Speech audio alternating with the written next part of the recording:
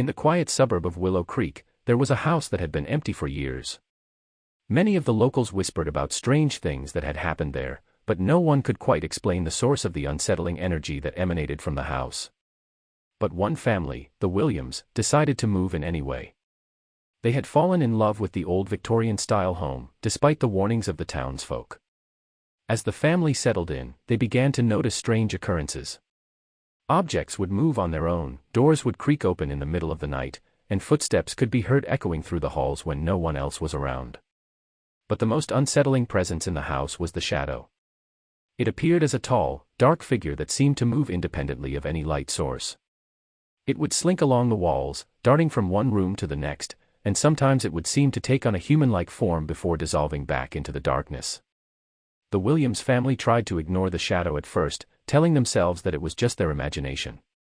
But as time went on, the shadow grew bolder. It would appear in their bedrooms at night, watching them as they slept. It would whisper things to them in their dreams, things that made them question their own sanity. The family tried to leave, but they found that they were trapped.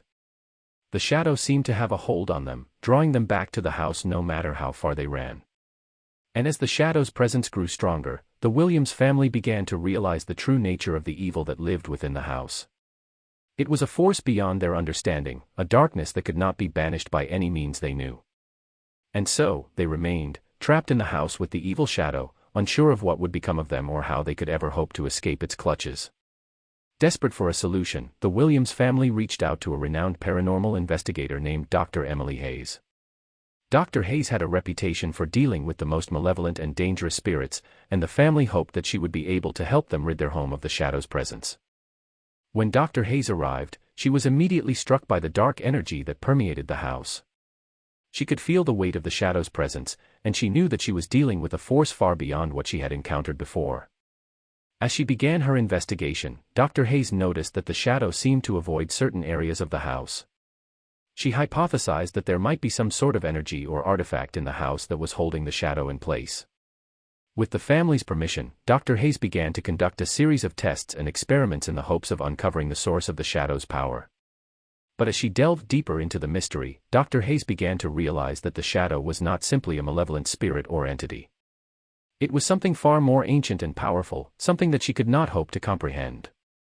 The shadow seemed to be a manifestation of the very darkness that lay at the heart of the universe, a force that had been unleashed upon the world and was now seeking to claim the souls of the living.